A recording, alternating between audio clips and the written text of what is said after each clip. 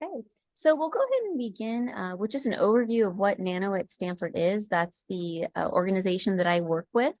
And so it is a network of what are called open access facilities and amazing staff that help in facilitating research across all different areas, from academia to industry to startups to government labs. So we have all different kinds of people in our labs at all different hours of the day. And this program here is about learning about our internship program, which will be starting in the spring. And we have some staff and current interns on the line to give you some details and give you a feel for what it would be like to work in the facilities. All right, so my name is Daniela Duran. I'm the Director of Education and Outreach. I have the privilege of working with Sophia for the last 3 years. So those of you that have her as your program manager, she's amazing. You are very, very lucky to have her. And she's been a big part of Foothill and Stanford connecting through this program. So my role is to help facilitate the internship program.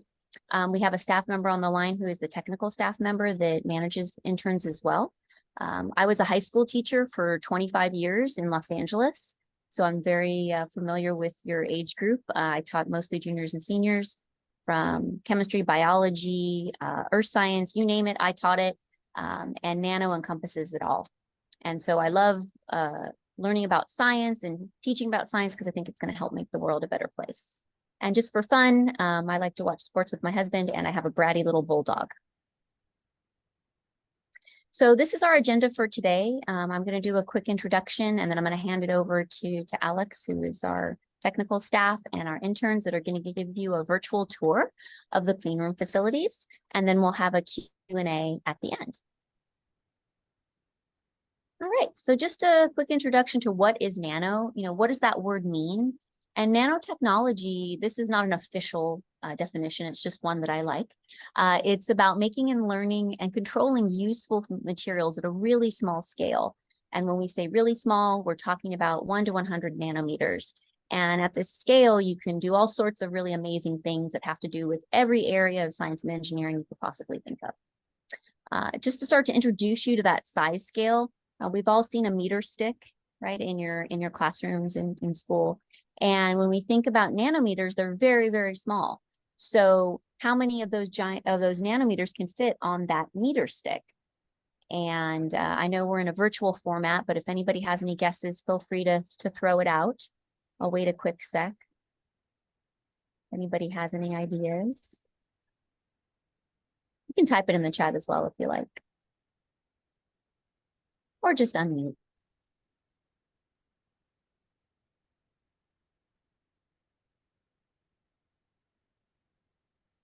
So what do you think? 100, 1,000, 1,000,000, 1,000,000,000, 1,000,000,000,000?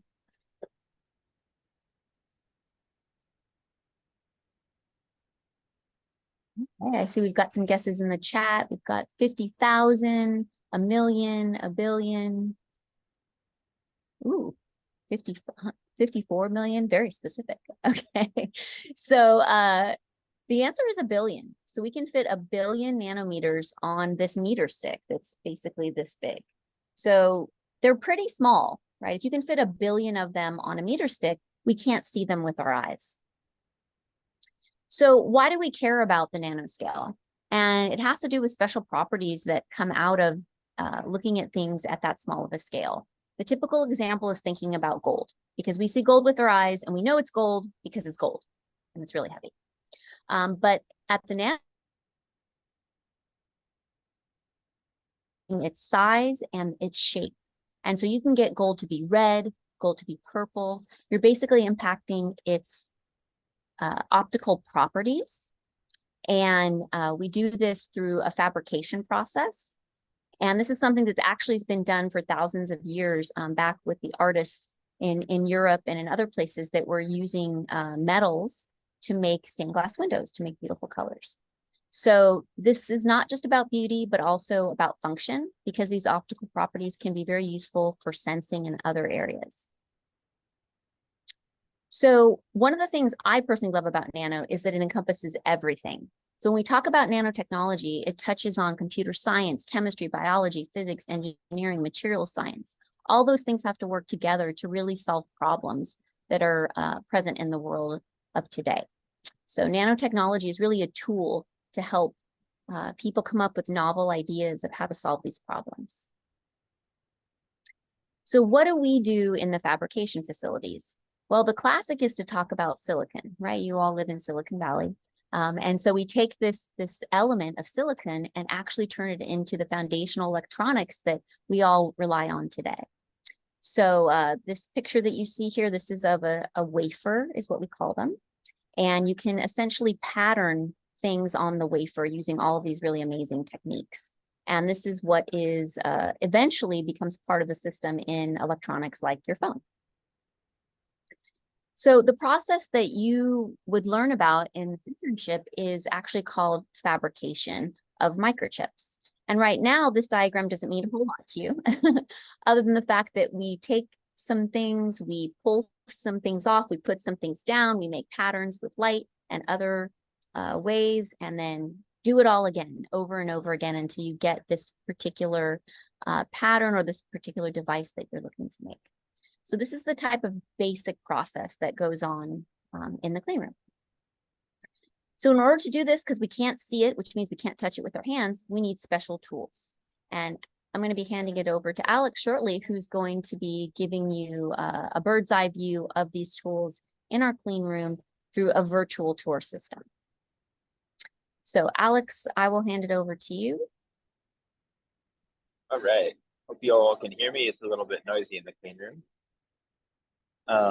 So my introduction, I started out as a chemist in my undergraduate coursework. And then while I was doing chemistry, I got offered an internship at the nanoscience lab at Colorado. And then by working in that nanoscience lab, they slowly, over the course of 3.5 years, paid for my master's in materials engineering. So I always like to point that out, because where there's a will, there's a way, and it might be a little bit slower, but you can find your way to an advanced degree. There's lots and lots of paths. So why do I like science? It's mind-blowing how everything works. Like, I stack atoms for my day job. I think that's pretty crazy. And then for fun, I'm a big gearhead and motorcycle enthusiast, and I like to know how gears and motors and things work on the macroscopic scale as well as the microscopic. That's me.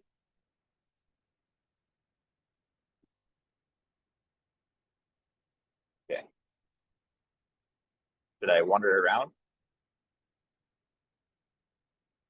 Okay. Cool. Yeah, I'm gonna pull up the virtual tour right now. And I'm in the clean room right now, obviously. You can tell by the way I'm dressed.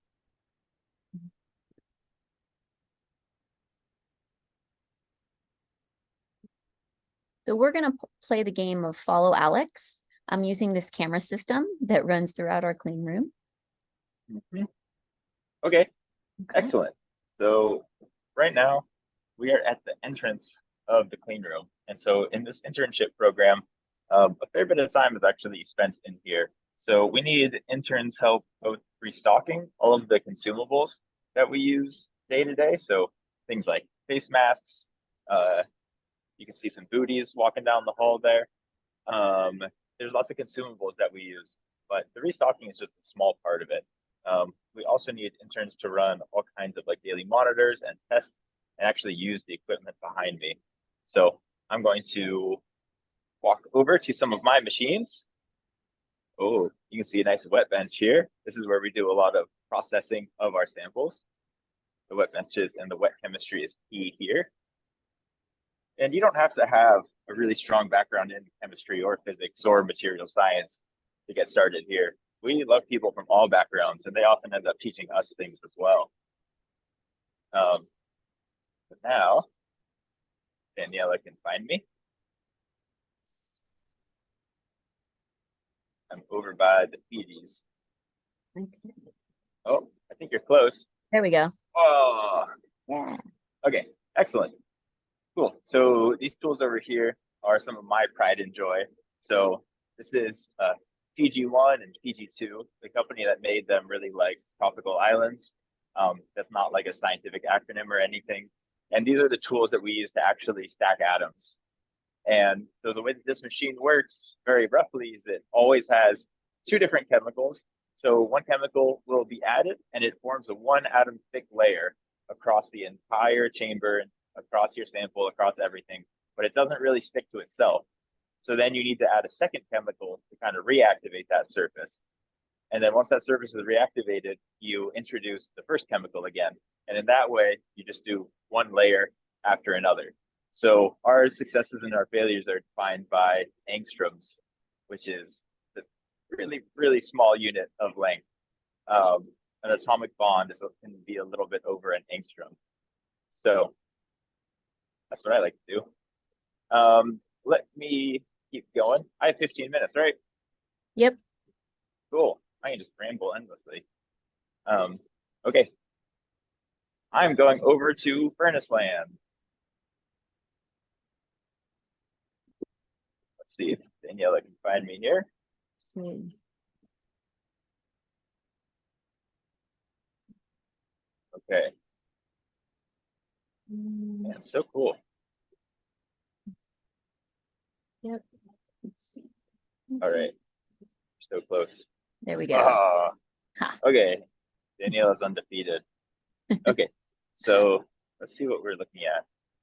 Do you have any way to... What do you want me to look at? That's okay. Currently, the furnaces are under construction. But this is the point where I usually talk about. We have lots and lots of, yeah, there you go. That's where the furnaces should be. So we also have lots of furnaces and projects in the works. So over here, typically we would have furnaces where we put the silicon wafer in, and then whenever you put a silicon wafer into a furnace, it starts vibrating the molecules in it really fast, right? Because that's all heat is, vibration. And then that reacts with the oxygen in the air to form an oxide.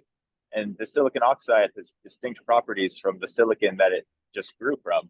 So it's more electrically insulating, it has different material properties, and that's oftentimes like the first step of any kind of good nanoscience process, is to grow the silicon oxide that has all these different characteristics. And we grow lots of different materials using furnaces and thermal energy. It's just kind of one of the many tools in our arsenal. And currently we're like retrofitting all of our old furnaces, and we're going to gain like 1,000 feet of clean room space by going from really big old school stuff to modern small things. And stop me at any time if you have any questions. The questions keep me engaged. Okay. We're going to walk into the yellow light. Okay, so it looks like we have a question about, can a student with a math major, not much science background, join these internships? Can we pick the specific tasks during the internship, or are we assigned all the tasks? Okay, let's answer it piecewise. So for a math major, definitely. We've had more far out majors than that. One of our rock stars is a major in public health. So math is terrific. And then as far as the projects go, I think usually to start, we have a lot of projects in mind for you, and there's just a lot of ropes to learn. This is like a 10,000 square foot, gajillion-dollar facility. So it takes a little bit of time to get up to speed. But then after that, you're definitely welcome to suggest projects. I don't know which interns are on the line right now, but they've often suggested projects and we go for it. If it helps the lab and is a good use of your time, then you can suggest projects away. Yeah, absolutely. And I think that's really why we have the internship be at least 20 weeks, because it takes time, as Alex said, just to get comfortable and understand what you're doing in the clean room before you can start thinking about, oh, I want to work just on this. We want you to have an overview first of the whole process. And then there was a more questions in the chat. Yeah, there's a question about, are international students able to apply? Can they get a letter, apply for Social Security card? So in terms of logistics, you have to be able to legally work in the United States. So whatever needs to happen for that to happen, that is the sort of the line that we have to follow. So if you are legally permitted either through your school or through your visa or whatever it is to be able to work and provide that social security number, that's what we need. Okay, Okay. cool. Mm. All right, back to the tour if there are no other questions. All right, so you can see that I'm in the yellow room with Ludwig. Say hi to the students. Okay, so now I'm in the yellow room, and Daniela had a question for you, and now I have a question for you. Anybody want to take a guess as to why it's yellow in here?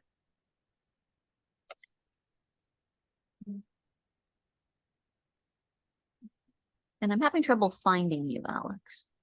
Oh, that's okay. I'm hiding. Okay. You're yes. I guess I could walk to where your cameras are pointed. I mean, you know. Let me just do that. Yeah, so there is I think I'm gonna walk okay. into it. There is a response to your question, and it's actually a question. They're saying the light is not very bright. Oh. Question about, is it fluorescent light that makes it yellow? All right. Well, you're in the right train of thought. So the lights are actually fluorescent, but it is also being filtered. So we're actually filtering out the blue light, and that's what makes it yellow. And the reason that we have to filter out the blue light in this room is because all of the processes we do in here are very sensitive to blue light by design. So this is what we call kind of the patterning side of the clean room. So what you'll do here and on the machine behind me is that you will insert a stack of wafers, and then they will spin on what's called photoresist. So it's a chemical that is sensitive to light. And then you basically make a mask. It's like a stencil, and then you shine blue light onto the photoreactive compound that you just deposited, and then that kind of makes a pattern or a design. So if you want crazy squiggly lines on your wafer, you would make a stencil that has crazy squiggly lines. So that's what I assume is yellow. I see we're getting a ton of questions. Yeah. I think we should just answer those. Okay. So we have how competitive is the application process for the internship? Well, we definitely get more applications than we have spots. But I just had a meeting with our boss today who actually let me know that we're actually going to be having 2 hiring rounds. So there was a second question about what dates are the internship and hours. So we're aiming for onboarding our first group in April, and then it appears we're going to be able to have a second group come in at the summer. So it would be, usually we bring in groups of around 4 at a time. So if you imagine 4 coming in April, and then maybe 4 coming in June. So those are sort of the plans currently. The idea is for you to come in as a group because we want you to be able to build community. Currently, we have 16 interns across the 3 facilities that we have, and they're a wonderful group, and we get to share experiences and opportunities. Just yesterday, I took 2 interns to visit NASA Ames because we had given them a tour of our facilities, and so they were kind of paying us back. So it's more than just about all the amazing skills you'll learn in the lab that Alex is in, but also you have an opportunity to learn what are called durable skills.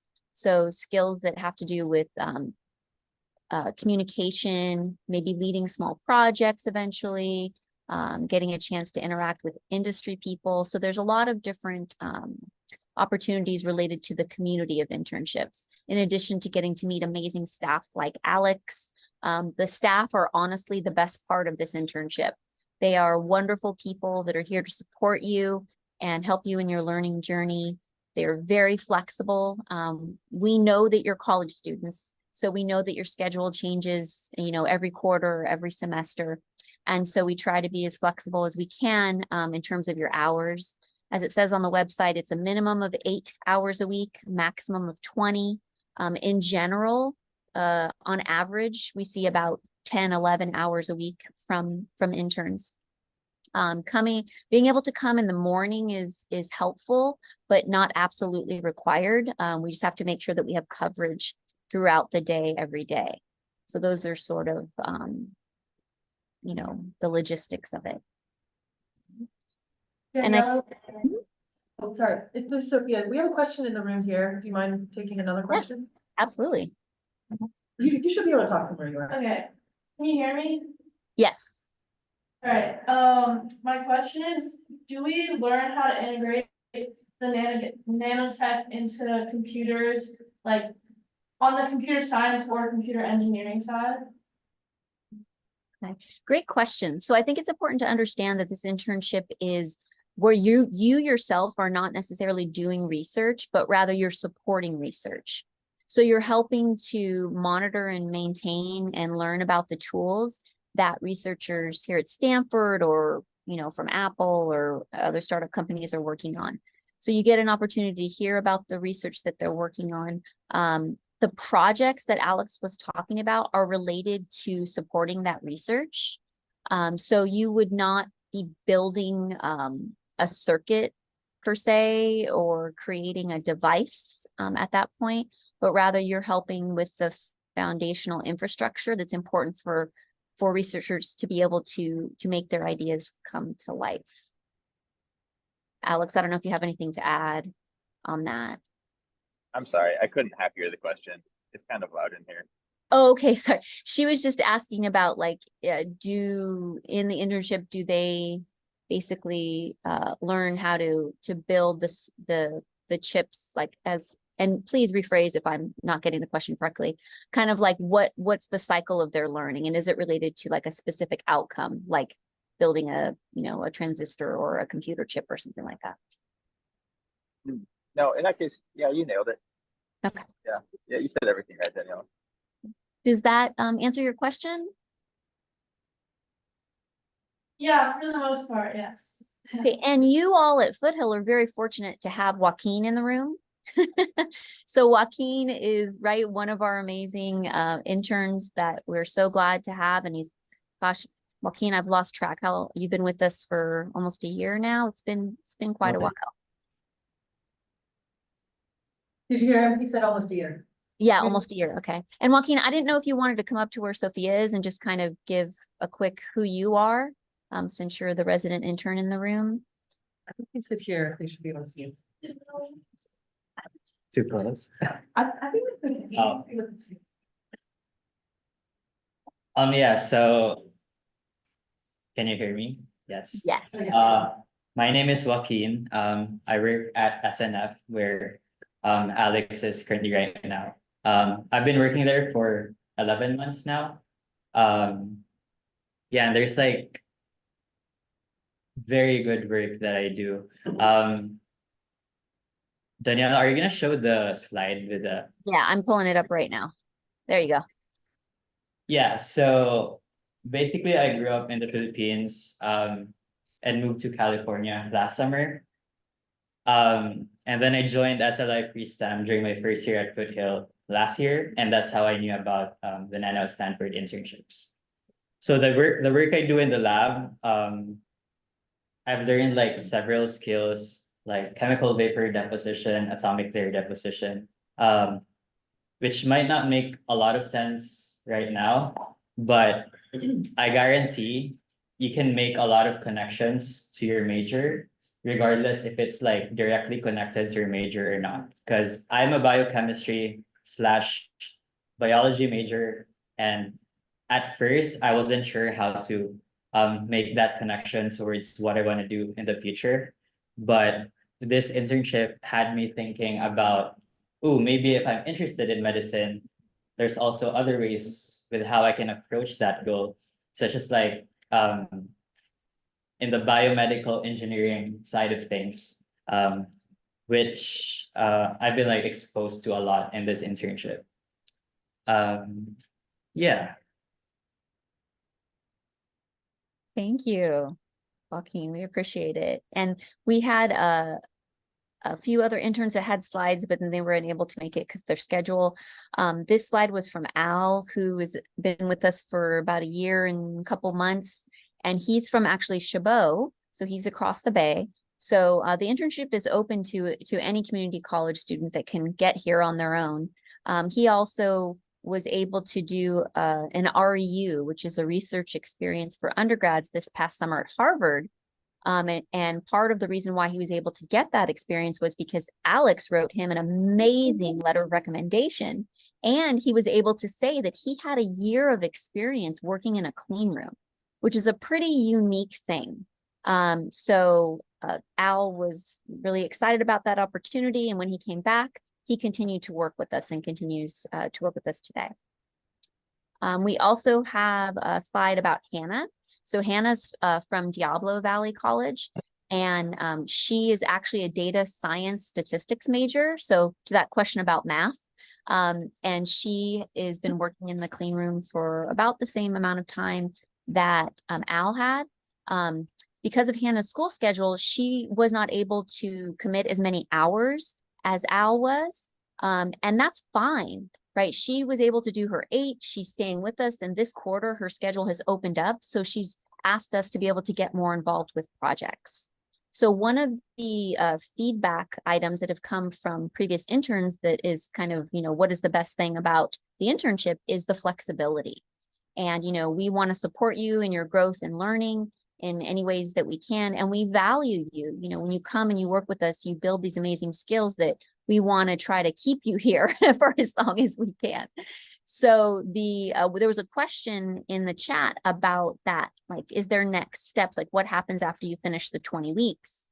And what happens after you finish the 20 weeks is we do a check-in to see if we feel like you want to continue to be here working in this clean room, and that you've built the skills that make you valuable to us. And that's why you're hearing about people that have been with us for, a year, 2 years. We even have interns that are going on 3 years that transferred to San Jose State or to San Francisco State and have stayed on with us.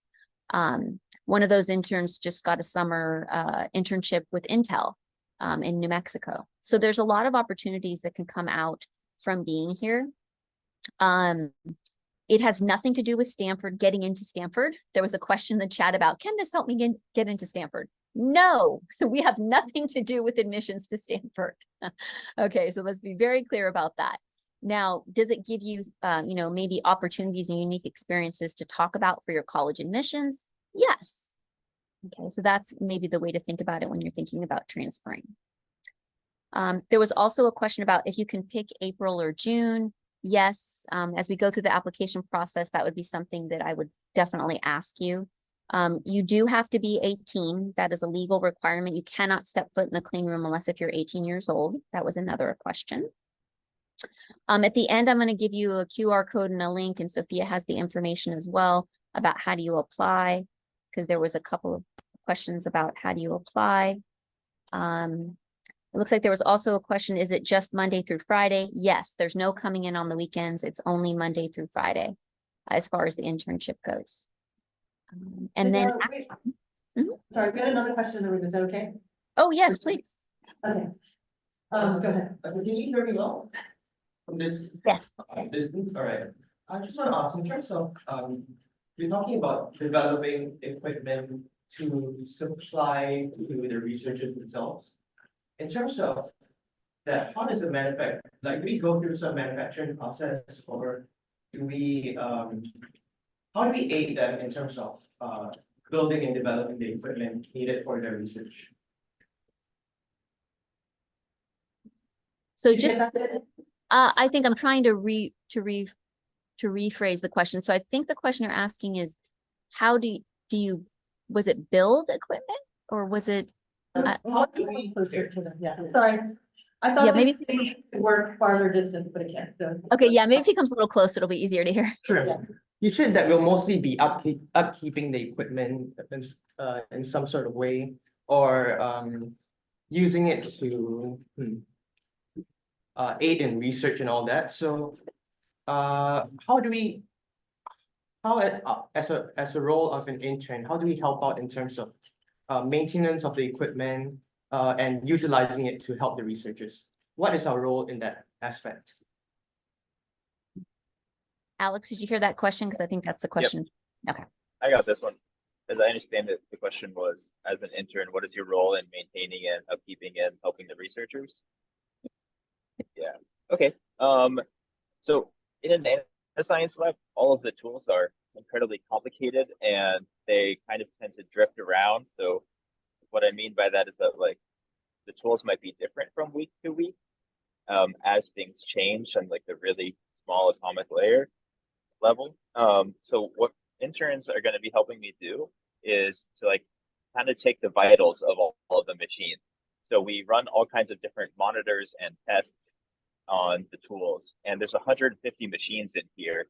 And the goal is that whenever a lab member comes in to use a machine, we have an idea like how it is going to behave.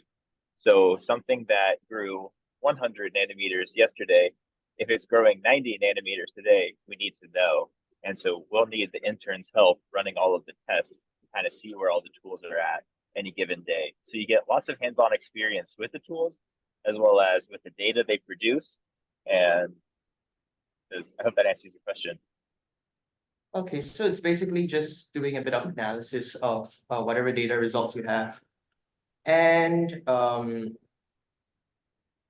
using your own. Okay, so it's basically understanding the software and the mechanics behind the machinery that you're using in the lab itself.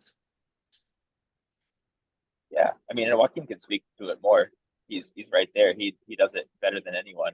But yeah, it's understanding the machine, where it fits in the process, what it's doing, and the important factors. So actually analyzing the data at the end of the day is probably a pretty small part of it. Joaquin can speak more to it though. I'm going to put him on the spot.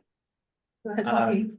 Yeah, so to answer that question, as interns, we basically run different tests on different tools which focus on different like processes at the time. Which is like dry etching, for example, is something that I do on a regular basis.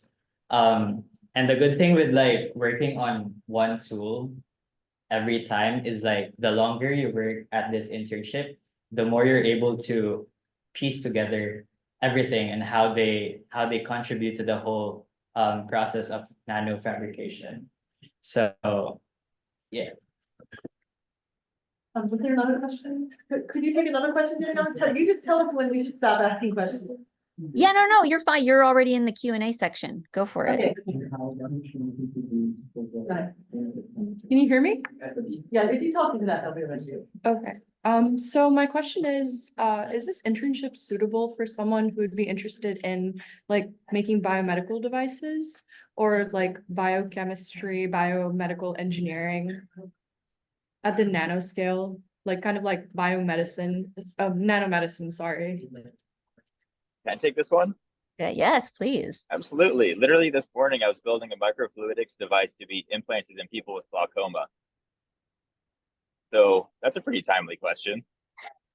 Yeah, these people are using all these kinds of crazy sugars as like a sacrificial layer because it's water soluble. And yeah, it's cool. This is like an implant to put into your eye with like a variable valve so you can relieve the pressure from glaucoma on a patient to patient like basis.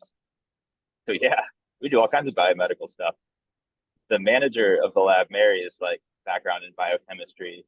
She got her PhD in it. I have a bachelor's in biochem as well. So yeah, we do biochem. Very cool. Thank you so much. Mm-hmm. And I think my mention of silicon is like the basic material that you use. That's just one. We also have flexible parts of the clean room where you're not using silicon and you're using other materials. So this is research. So it's constantly evolving in terms of what people want to bring into the clean room, and staff like Alex figure out a way to make it work so that they can test out their ideas. So I want you to think about like a maker space, like how you have a maker space at your college where you can come in with an idea and you try to make something at the macro scale. Well, that's what the clean room is. You have an idea, you come in, but you can make things at a much smaller scale. And those things could range from, biological devices to, better batteries to anything you can think of, essentially. So great question. Any other questions?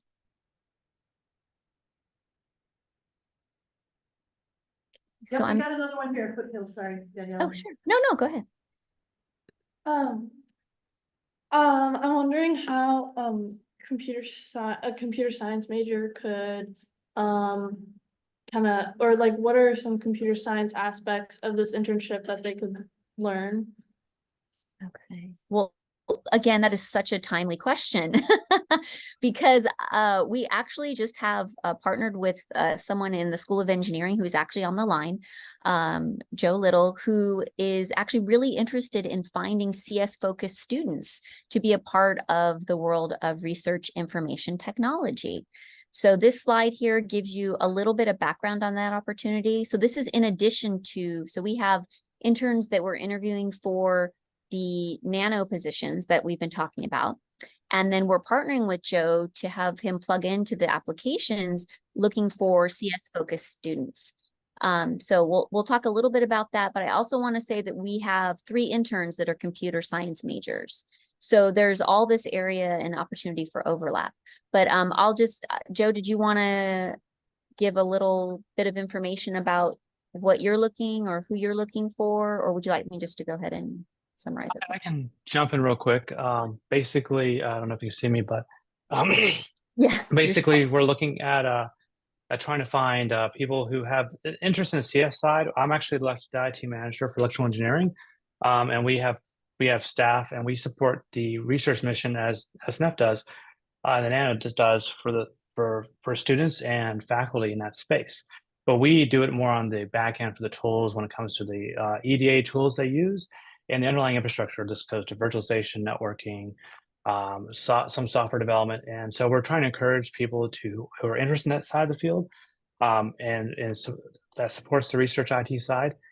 Computer science is the primary sort of vertical for that people go into. And the idea here is to find the right candidate or candidates to join us. And based on their interest, have a sort of a project they work on during our stay here, but at the same time also give a lot of exposure into all the different areas. A lot of people don't have the background per se. And I'll let Daniela answer the question. I don't think it'll be in a separate application to be filled, but I'll hand it back off to her and answer any questions you guys might have. Yeah, absolutely. It is definitely not a separate application. This is just a partnership we actually just kind of are cultivating right now. So it's the same application process. And you can, if this sounds really interesting to you, you want to be considered for this first, you can put that in your statement where it's asking about why you're interested in the internship. But I think Joe gave you a good overview in terms of just, there's lots of opportunity to learn about, storage and networking and visualization, all these different things related to his internship. And if you have more questions about that specifically, you're more than welcome to email me and I can connect you with Joe to get those questions answered. Right.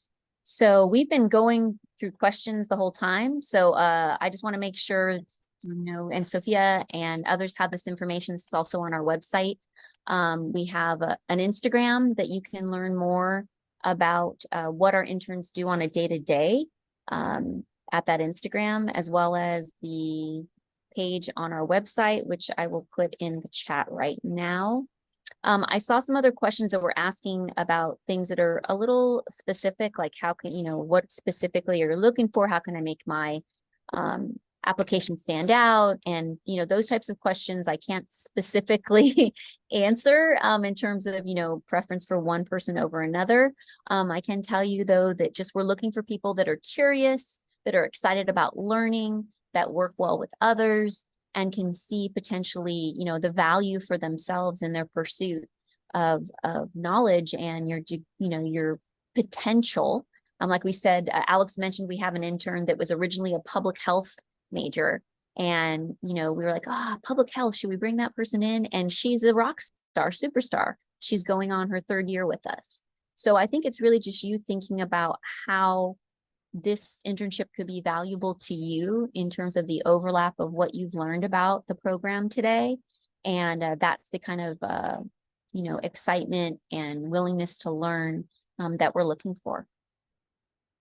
So I think we are 3 minutes from being over. So we will be sharing a recording of this. So if you missed anything and you want to go back, you have the link to the application. The deadline is by the end of the month, so that you still have a little bit of time to think about your application. It seems. Hi, this is Yvette Campbell. How are you, Daniela? Hi, Yvette. I have some quick questions. So when on the application doesn't say letters of rec, are letters of rec recommended or No, required? No, we do not take letters of recommendation. So Okay. it is, yeah, just to keep it an even playing field. It is simply the application. You have your cover letter and you have your resume, and that is all. Perfect. And the other thing is you mentioned, was it 8 internships that are going to be given? And in the past, how many have applied? Right. So it's looking, and this number varies. It's all dependent on funding, but yeah, roughly 8 if we're talking about spring and summer. And in our last hiring round, I think we had 46 applications and we hired, I think 7 or 8 in that round. And so, as I mentioned before, we definitely have more applications than we do spots.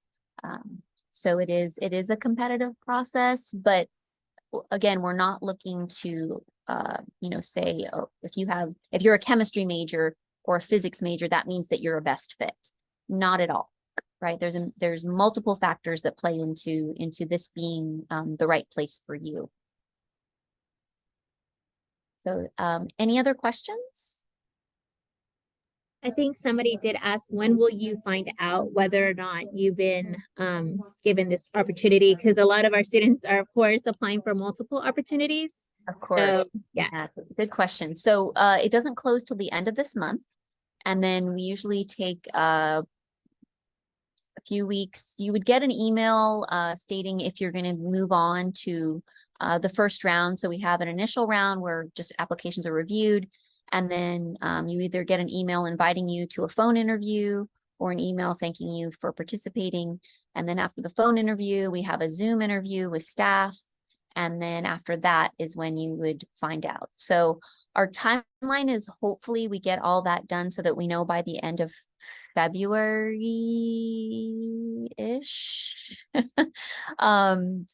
That we could let people know if they've been accepted. That way they can make decisions by March. And then we would probably not onboard just because of staffing. We need to make sure we have enough staff to mentor interns. Probably more like actually starting in the beginning of April. And then, of course, in the summer, in June. Thank you. Of course. Hello. I had a question. Yeah, go ahead, Marianne. It's how many mentors are there for spring and for summer? And then will there be a mentor assigned to each group or multiple mentors assigned to each group? So we have very fluid things that happen here at Stanford. You are Alex is the official mentor overseer, but he is not the only one. There are multiple staff that are involved in working with our interns, and it really varies by their time and what projects they need. So I would say there are multiple staff members that work with each group of interns at any given time. Got it. Thank you. Of course. We have another question here, Daniela. Yes. Hey, I got a quick question. Are the hours flexible? Like you said 20 weeks, right? So if we have a summer class and then a fall class, like will you guys be able to work around that? Yes, we know that your schedules change. Absolutely. We know that, whether you're on quarters or semesters, that cadence will vary, but yeah, flexibility. For example, we know finals weeks, you probably want to work less. So we do ask for that 8-hour minimum, especially at the beginning, so we can get you onboarded and kind of caught up to speed. But flexibility is a big part of it. Great. And it looked like there was a question about, is the summer application a separate, do you submit later? No. So we're accepting the application deadline is still end of January for whether or not it's spring or summer. All right. Well, it looks like we're 2 minutes over already. So if you had any other questions, you're more than welcome to email me to get those questions answered. general questions are more than welcome. I cannot give specific hints or tips on applications just to make sure that we're being equitable across the board in terms of, applications from people. But we welcome everyone to apply that has interest, and we look forward to seeing your application. So thank you for your time. Thanks, Alex and Daniela. Thank you. Take care.